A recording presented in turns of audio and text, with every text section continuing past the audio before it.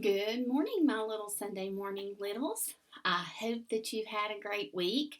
Um, I've had a pretty good week. I have. It's kind of been a little bit rainy at times and couldn't really do much outside. A little chilly this week, but it's been a pretty good week. I got to close down my classroom at school, and of course I am missing those friends, but I did get to actually close everything down, and now I'm just praying that we get to start our school year back up like normal, I hope. And I can't wait till we get back to normal again at our little Sunday school class, or in our little Sunday school class, and we get to be together in our building again.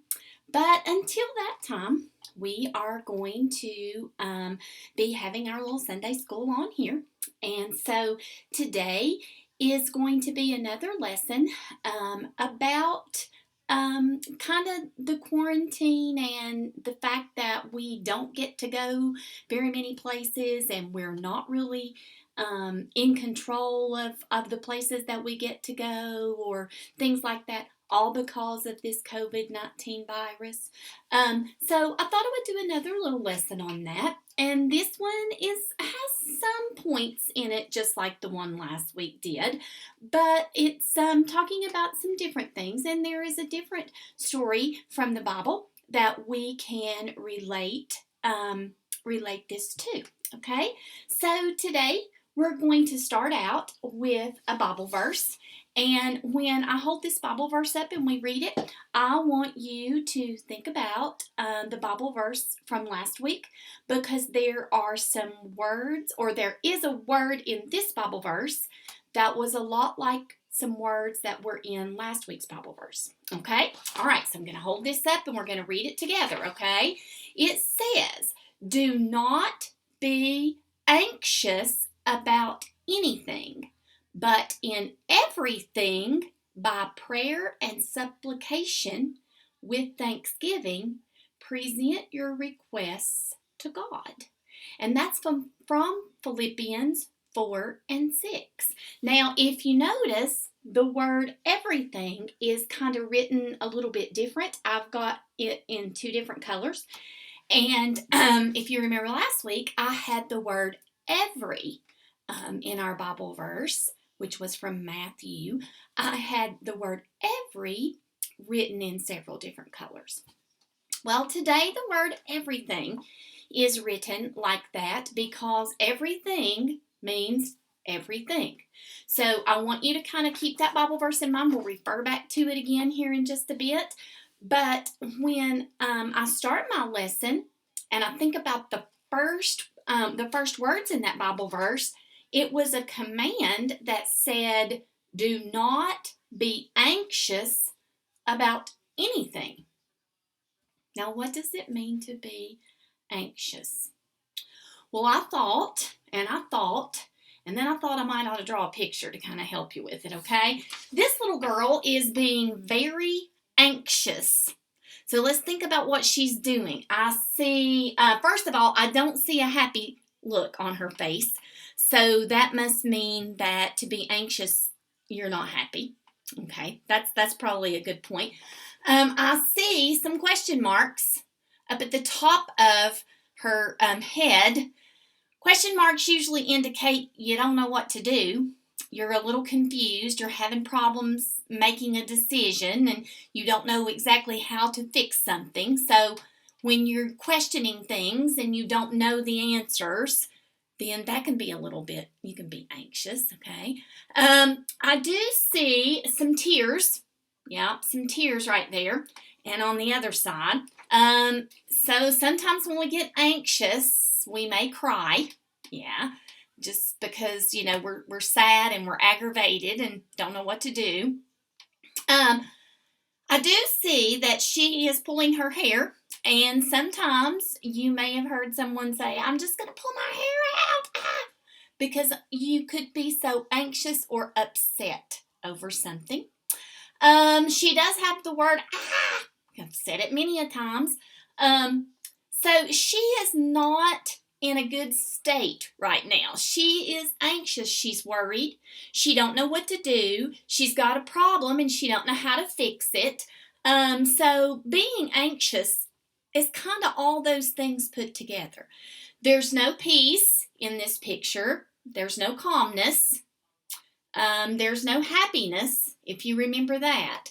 So I want you to think of this little picture here as we go through talking about some things that we're facing now, okay?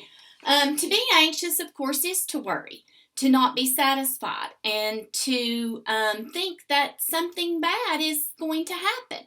So in our story today, we're going to read about a time in the Bible when some of our friends in the Bible were anxious. They were anxious and worried.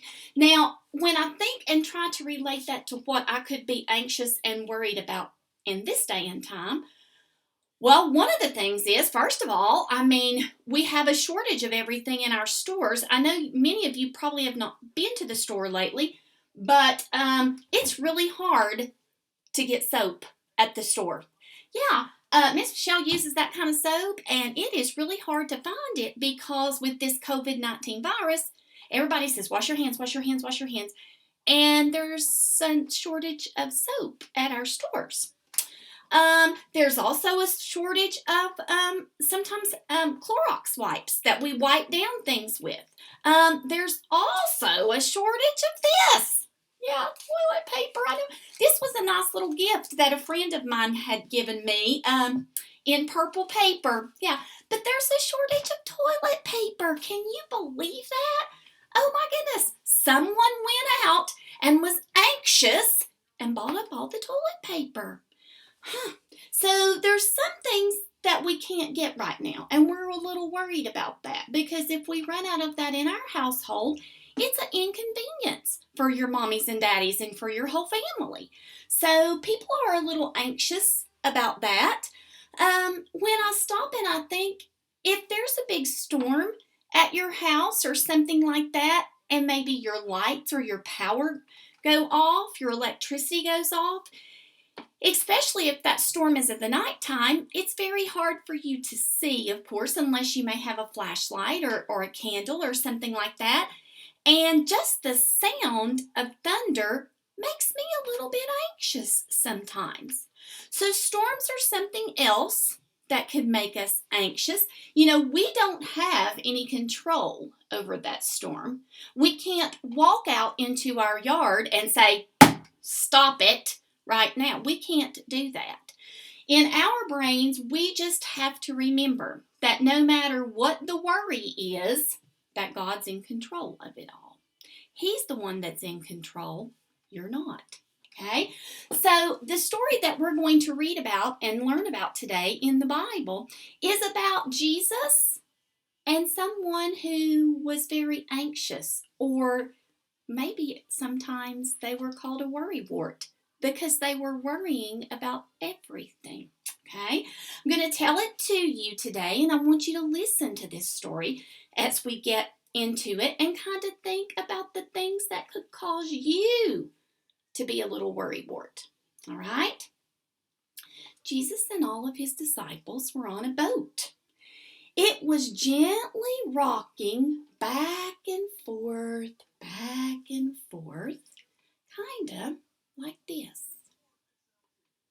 It's just rocking back and forth gently. Yeah. So Jesus decided that he would take a nap. Okay? I wonder what the other people on the boat thought. Do you think they would want to take a nap on a boat that was just floating?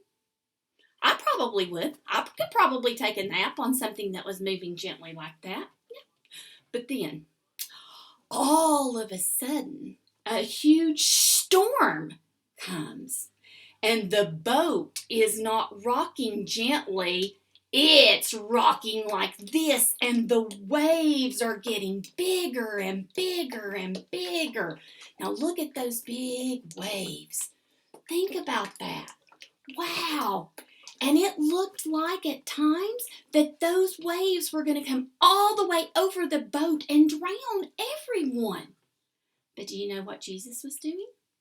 He was still taking a nap. Yeah.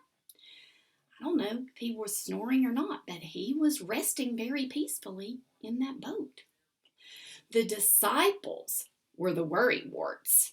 They ran to him as fast as they could and they shook him. Wake up! Wake up! They screamed. Jesus woke up and he said, whoa, that was a nice nap, but what do you want? What's the matter? And all of the disciples said, it's the waves, it's the storm, it's the wind. And Jesus got up and walked to the top area of that boat. And yes, he saw those waves doing this and going absolutely nuts. And he said, be still. And they did. Yeah, he was in control of all that. He was. He said, be still. And the waves froze. Now, I know that you've probably played the freeze game before and you've been moving really, really quickly all over your body and then someone says, freeze. And you have to freeze. Well, that's kind of what the waves did. When Jesus spoke, the waves obeyed. The wind obeyed and that storm was calmed. Now, the disciples weren't in control. They were the worrywarts. They were the ones that were really upset because they didn't know what to do. But Jesus wasn't. He woke up, he went up to the top of that boat, and he spoke to the winds and the waves, and they obeyed him. They did. Jesus has that power, and he's in charge of the whole world. And that doesn't just mean that he's in charge of people. He's in charge of everything. He's in charge of the wind and the waves. He's in charge of course, you and I, and he's in charge of everything that happens, okay? He's in charge of when you sneeze or cough. He's in charge of who has this virus and who doesn't. He's in charge of who's going to catch it and who's not. So he's in charge of all this, and yes, we may try to prevent ourselves from being around someone who's sick, or even when we're sick with not the virus or just something else, we want to try to prevent our family and everyone from taking that sickness or catching that sickness from us. But we're not in control of stopping it. That's him. He's in control of stopping it. And you know, as I sit and think, that's a lot of what our story was about last week when we talked about the time frame of how long our quarantine is going to last and how long we're going to be having Sunday school like this. Yeah, so we're not in control of that. Jesus is in control of all of that, all right? So I want you to think about the next time that you become a little bit anxious or a little bit worried, whatever it may be. It doesn't even have to pertain to this virus. It can pertain to anything that happens to you in this day or any other day. Think about it. Our Bible verse says plainly, do not be anxious about anything, but in everything by prayer and supplication. And that word supplication means to petition or to ask. So by prayer and asking with thanksgiving, present your requests to God. Talk to him about it. Yeah, talk to him about it and tell him what seems to be bothering you. And then let him take over from there. And he'll make it all better. He will. Now, I really do like this little craft. Okay, and this is something that's really easy. I bet your mommy has everything you need to make this. I bet she does. Easy peasy, no problem. I'm going to kind of tell you how I made this. This is a juice bottle, but you can use a water bottle. You can use any type of plastic bottle. Miss Michelle feels like it would be much safer if you would use a plastic bottle instead of a glass bottle, but you're going to need one that has a really good lid on it that still works and still fits on there, okay? So I have this empty bottle.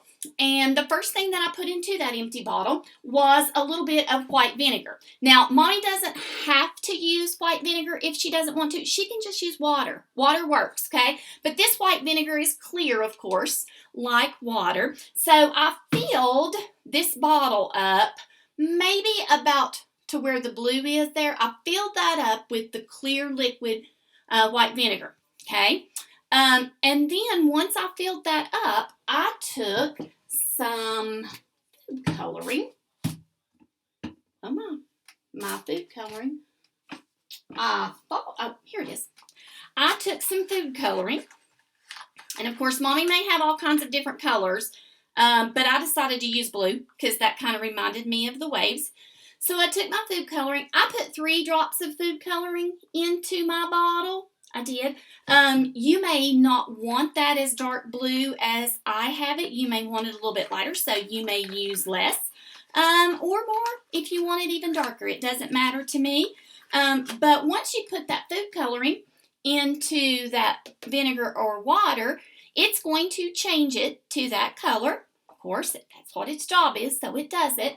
After you do that, you fill the next portion with oil. Now, you can use vegetable oil. Mommy probably cooks with this, and this may be the most common form of oil that you have there at your house. And that's great. It will kind of look a little bit yellowish, which is okay. That's fine.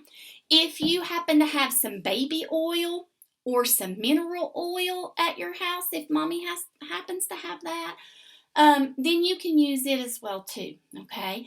But these are just the simple things that Miss Michelle had at her house, and so she just used them to make it, okay?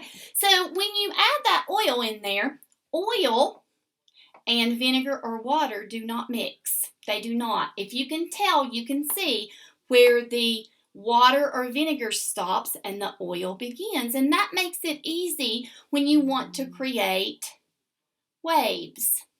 Okay, now remember when Jesus was on the boat to start with, the boat was rocking like this and the waves were very calm. And this is not an anxious motion, and this is the way I like for my life to be. Just calm and peaceful. But as you remember in the story, of course, the storm came and the waves got bigger. Oh, yeah. And the disciples were worried that their boat was going to sink and they were going to drown. And so they went and got Jesus. And of course, you know, Jesus got up and he wasn't anxious about anything. He walked to the top of the boat and said, "Be still." And that's when the winds and the waves obeyed him. Okay? So if you go to Jesus and you talk to him about what makes waves in your life, he'll help you. He will. He'll help you to do exactly what that Bible verse tells you. Don't be anxious. Don't be anxious, okay? We'll be back together in time. We will. My prayer for you this week is that you have a wonderful week and you enjoy yourself with your family. And you remember, Miss Michelle told you, we will be back at some point in time. We just don't know when that time's going to be. Okay? All right, littles, I love you a bunch, and I hope you have an amazing week. I hope you can make that little craft, too, to kind of remind you. Let's calm ourselves down and be still, because we're not in control. God is. All right? See you later.